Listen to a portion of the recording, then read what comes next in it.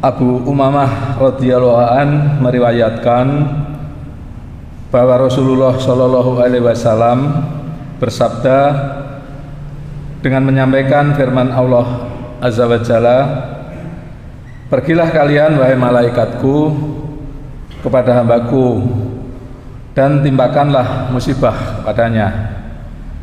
Maka para malaikat pun menimpakan musibah kepada seorang hamba Allah.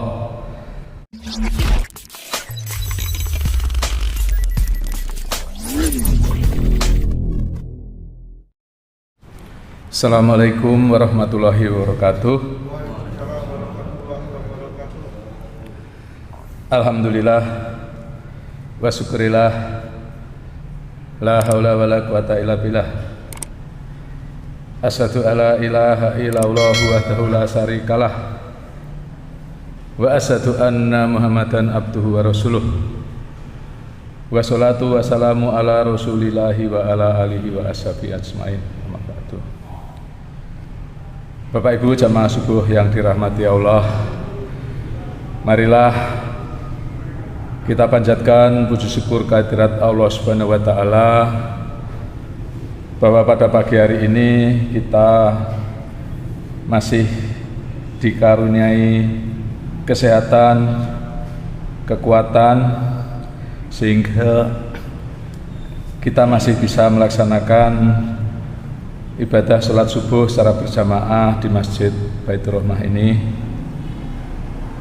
Mudah-mudahan apa yang kita kerjakan ini mendapat ridho dari Allah Subhanahu wa taala. Bapak Ibu jamaah subuh yang dirahmati Allah, pada kesempatan kultum yang lalu telah disampaikan sebuah hadis qudsi yang menegaskan bahwa Allah memberi rahmat kepada orang-orang yang memanjatkan puji kepada Allah Subhanahu wa taala ketika dia ditimpa musibah. Untuk itu marilah kita renungkan kembali hadis tersebut. Abu Umamah radhiyallahu an meriwayatkan bahwa Rasulullah Shallallahu alaihi wasallam bersabda dengan menyampaikan firman Allah Azza wa Jalla, "Pergilah kalian wahai malaikatku kepada hambaku dan timpakanlah musibah kepadanya." Maka para malaikat pun menimpakan musibah kepada seorang hamba Allah, tetapi dia justru memanjatkan puji kepada Allah. Lalu para malaikat itu pun kembali dan berkata kepada Allah, "Wahai Tuhan, kami telah menimpakan musibah kepadanya sebagaimana yang Engkau perintahkan." Maka Allah berfirman, "Kembalilah, karena sesungguhnya Aku sangat senang untuk mendengarkan suara munajatnya." Para malaikat diperintahkan untuk memberi petunjuk kepada hati orang-orang yang beriman, yaitu orang-orang yang bermunajat ketika menerima musibah, orang-orang yang ikhlas menerima musibah sebagai ketetapan Allah Subhanahu wa taala,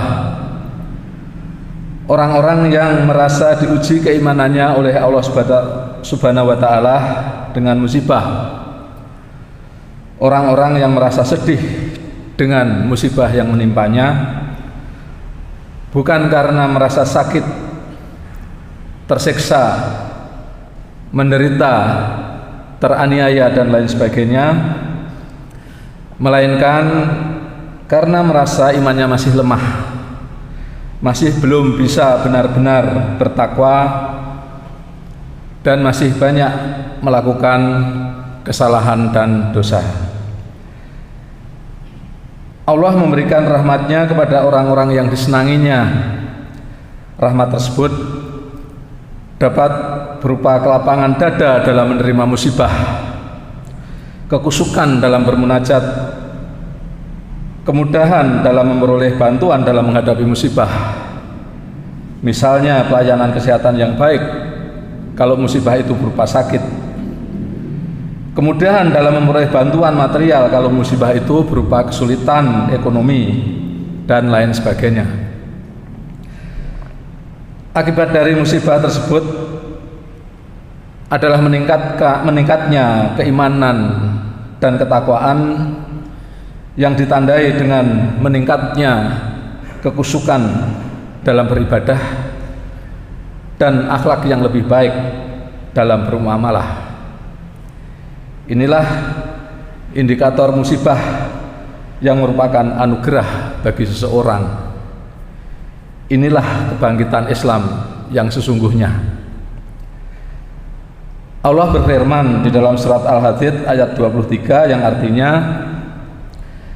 kami jelaskan yang demikian itu supaya kamu jangan berduka cita terhadap apa yang luput dari kamu, dan supaya kamu jangan terlalu gembira terhadap apa yang diberikannya kepada kamu. Dan Allah tidak menyukai setiap orang yang sombong lagi membanggakan diri. Ayat ini merupakan kelanjutan dari ayat sebelumnya, yaitu surat Al-Hadid ayat 22 yang telah disampaikan pada kesempatan yang lalu, yang menyatakan bahwa tiada suatu bencana pun yang menimpa di bumi dan tidak pula pada dirimu sendiri, melainkan telah tertulis di dalam kitab Lauh Mahfuz sebelum semua diciptakan. Bapak Ibu jamaah subuh yang dirahmati Allah, dalam masa pandemi ini banyak hal yang kita harapkan terjadi pada kita, namun tidak kita dapatkan. Kita tidak merasa nyaman karena dalam berbagai aktivitas harus menerapkan protokol kesehatan. Mungkin di antara kita ada usahanya yang terganggu sehingga penghasilannya berkurang, bahkan mungkin tidak berpenghasilan sama sekali. Ada juga yang terpapar virus sehingga sakit, atau bahkan ada yang kehilangan orang yang disayanginya. Kita tidak boleh terlalu sedih dan kecewa atas semua itu, karena itu merupakan bagian dari skenario ilahi bagi kita. Dengan demikian, kita tidak mudah terpancing untuk melakukan tindakan-tindakan yang tidak terpuji, seperti misalnya menuduh suatu pihak sebagai penyebab bencana ini, menyalahkan, mencela, bahkan menghujat pihak tertentu yang kita harapkan dapat mencegah dan menangani masalah ini dengan baik, dan lain sebagainya.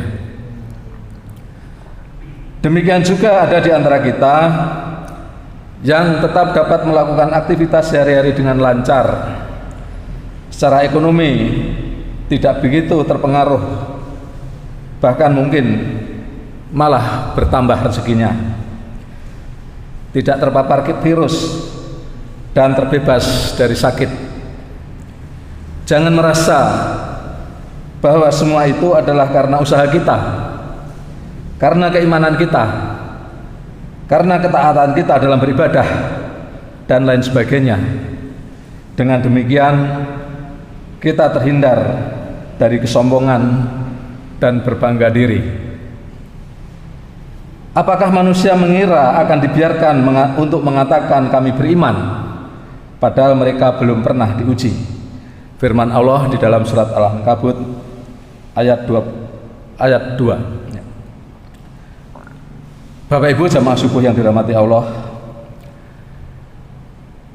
ada doa yang menurut penulisnya, yaitu Ahmad Abduh Iwad, di dalam bukunya Mutiara Hadis Qudsi, yang mana doa ini senantiasa dibaca oleh Rasulullah SAW untuk memohon bagaimana agar kesulitan dan kesedihan diubah menjadi kegembiraan dan kebahagiaan. Saya bacakan doa itu. Allahumma inni a'udzubika minal hami wal hazani wal ajzi wal kasali wal bukhli wal jubni wal gulabati rajali. Allahumma la suhla ila ma ja'altahu suhlau wa anta taj'alul hasna idza syi'ta suhlan. Yang artinya, ya Allah, sesungguhnya aku berlindung kepadamu dari keterpurukan, kesedihan, kelemahan, kemalasan, kebakilan, kebodohan dan gangguan orang lain. Ya Allah, tidak ada kemudahan selain kemudahan yang Engkau ciptakan, dan Engkaulah yang membuat kesedihan menjadi kemudahan jika Engkau menghendakinya. Inilah Bapak Ibu renungan kita pagi hari ini. Mudah-mudahan yang sekelumit ini dapat meningkatkan keimanan dan ketakwaan kita. Bila taufiq wal hidayah. Wassalamualaikum warahmatullahi wabarakatuh.